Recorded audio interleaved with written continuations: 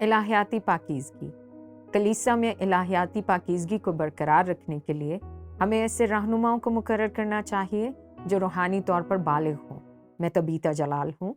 جب پولس نے تیموتھیوس کو افسس میں چھوڑا تو وہ نسبتاً نوجوان تھا۔ اس وقت تقریباً 40 سال کا تھا۔ اسے ایک ناقابل یقین کام اور ایک ناقابل یقین مسئلے کا سامنا تھا۔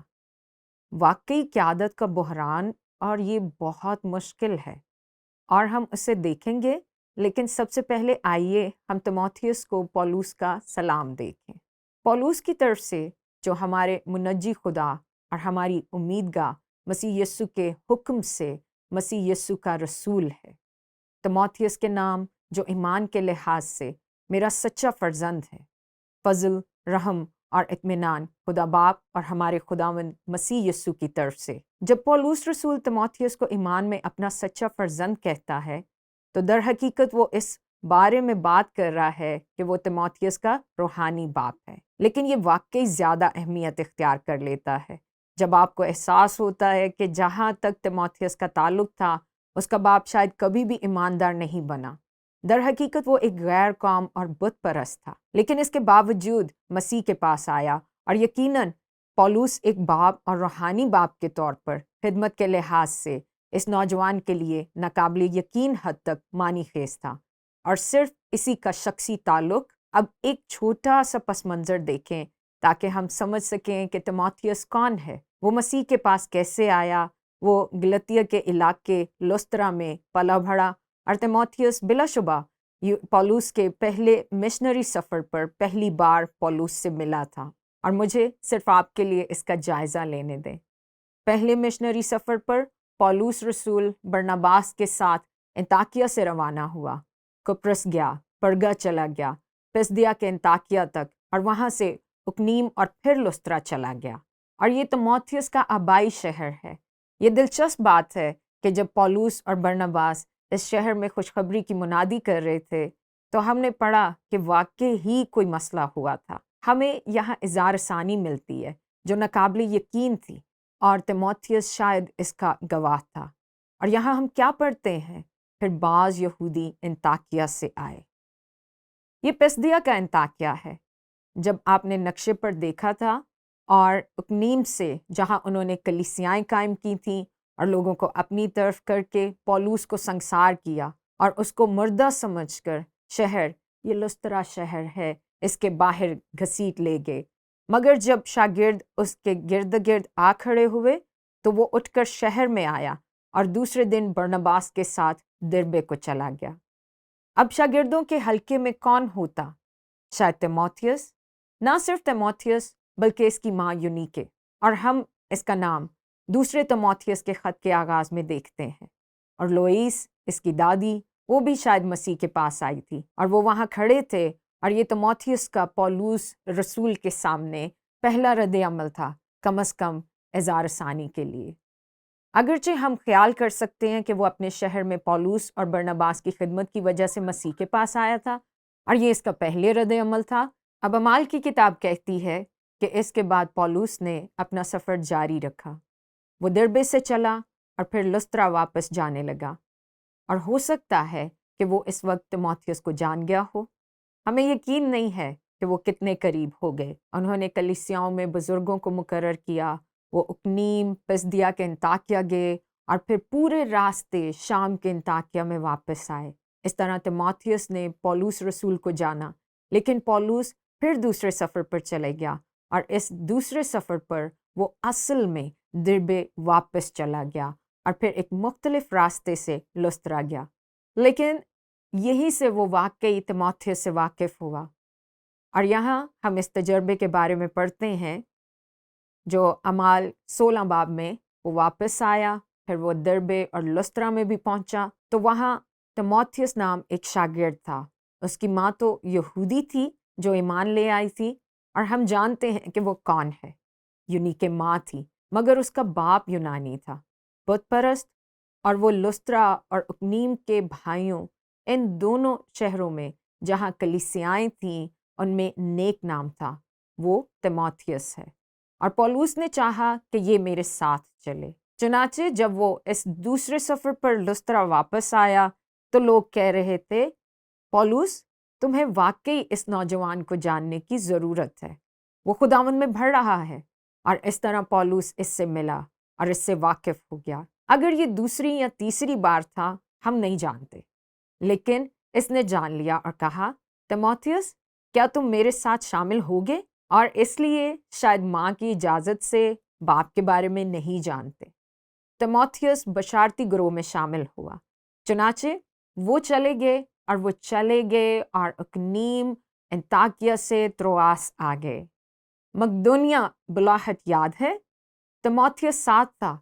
وہ سمندر کے اس پار چلے گئے، فلپی، تھسلونیکے اور بیریا، اتھینے، کرنتھس، آخر کار افسس کو گئے، اور تیموتھیوس ان تمام کلیسیاؤں کو قائم کرنے میں ساتھ شامل تھا۔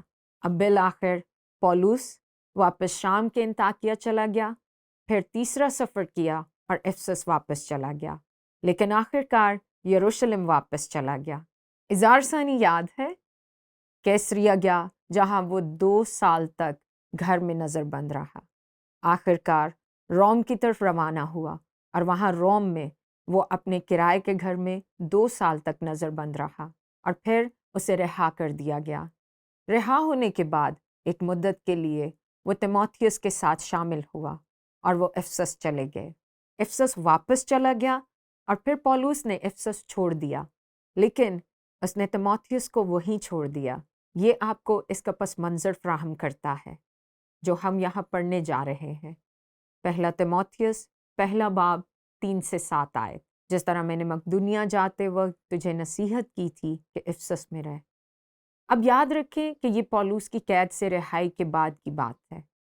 افسس میں رہ کر بعض شخصوں کو حکم دے کر کہ اور طرح کی تعلیم نہ دیں، ان کہانیوں اور بے انتہا نسب ناموں پر لحاظ نہ کریں جو تکرار کا باعث ہوتے ہیں، اور اس انتظام الہی کے موافق نہیں جو ایمان پر مبنی ہے، اسی طرح اب بھی کرتا ہوں۔ حکم کا مقصد یہ ہے کہ پاک دل اور نیک نیت اور بے ریا ایمان سے محبت پیدا ہو۔ اب یہ ایک فرد جرم ہے، کیونکہ وہ کہتا ہے یہ جھوٹے استاد محبت بھرے دل سے نہیں بول رہے ہیں، ان کے دل بھی پاک نہیں ہیں، وہ جو کچھ کر رہے ہیں اس کے بارے میں انہیں برا بھی نہیں لگتا، وہ نیک نیت نہیں، اور ان کا ایمان بے ریا نہیں۔ وہ کہتا ہے وہ برے لوگ ہیں اور وہ کلیسیا کو تباہ کرنے کی کوشش کر رہے ہیں، اور وہ آگے کہتا ہے اور شریعت کے معلم بننا چاہتے ہیں، حالانکہ جو باتیں کہتے ہیں اور جن کا یقینی طور سے دعویٰ کرتے ہیں ان کو سمجھتے بھی نہیں۔ اور یوں پولس تیموتھیوس کو مخاطب کر کے کہتا ہے، تیموتھیوس، تمہیں اس کا خیال رکھنا ہے، یہ ایک سنگین مسئلہ ہے۔ اس مشکل صورتحال کے ساتھ اب اگر آپ اعمال کی کتاب پر واپس جائیں تو ہمارے پاس اس پر تاریخی نقطہ نظر ہے، اور یہ تب ہے جب پولس رسول اپنے تیسرے سفر پر تھا۔ اپنے تیسرے سفر کے بعد وہ یروشلم واپس جا رہا ہے، لیکن یاد رکھیں وہ افسیوں کے بزرگوں سے ملا تھا اور ان سے مخاطب ہوا، اور اس نے یہی کہا۔ اب یہ پولس کے قید میں جانے کے پہلے کی بات ہے، کیونکہ وہ یروشلم واپس آنے سے پہلے تھا۔ پولس افسیوں کے بزرگوں سے مخاطب ہے۔ یاد رکھیں کہ پولس اس شہر میں 3 سال سے خدمت کر رہا تھا۔ وہ سال ترنس کے اسکول میں روزانہ پڑھاتے رہے، اور اسی طرح پولس نے افسس میں ان بزرگوں کو مخاطب کرتے ہوئے کہا، پس اپنی اور اس سارے گلہ کی خبرداری کرو جس کا روح القدس نے تمہیں نگہبان ٹھہرایا، تاکہ خدا کی کلیسیا کی گلہ بانی کرو، جسے اس نے خاص اپنے خون سے مول لیا۔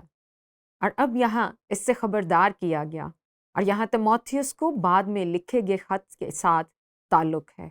میں یہ جانتا ہوں کہ میرے جانے کے بعد پھاڑنے والے بھیڑیے تم میں آئیں گے، جنہیں گلہ پر کچھ ترس نہ آئے گا، اور خود تم میں ایسے آدمی اٹھیں گے۔ اب یاد رکھیں وہ افسس کے ان تمام بزرگوں سے مخاطب ہے، اور خود تم میں ایسے آدمی اٹھیں گے جو الٹی باتیں کہیں گے تاکہ شاگردوں کو اپنی طرف کھینچ لیں۔ جس چیز کے خلاف پولس نے خبردار کیا تھا वहाँ मिलتے में जो बिलाखिर इफसस की कलीसिया में हो सकता है। और यही वजह है कि पौलुस ने इस मसले से निपटने के लिए तीमुथियुस को इफसस में छोड़ दिया। ये कोई हैरानगी नहीं, मुझे यकीन है पौलुस के लिए, क्योंकि उसने पेशेंगोई की थी कि ऐसा होने वाला है। लेकिन ये हुआ और तीमुथियुस को इस मसले, इस चैलेंज का सामना था।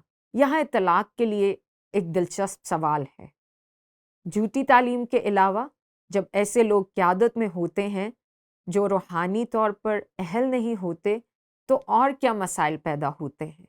अच्छा, मैंने ये देखा है और आप में से कुछ हैं, इख्तलाफात, ज़ाती दिलचस्पियाँ, ज़ाती एजेंडा, मुतहरिक ताकत, खुदी का सफ़र, तकसीमात, और ये सब इफसस में हो रहा था। और तीमुथियुस ये निस्बतन जवान, गालिबन उस वक्त 40 साल का है, उसको ज़बरदस्त चैलेंज का सामना है और उसने इस चैलेंज को पौलुस की बहुत मदद, बहुत सी दुआ और बहुत हौसला अफजाई के साथ पूरा किया। तो यहाँ असूल है, कलीसिया में इलाहियाती पाकीज़गी को बरकरार रखने के लिए हमें ऐसे रहनुमाओं को मुकर्रर करना चाहिए जो रूहानी तौर पर बालिग हों,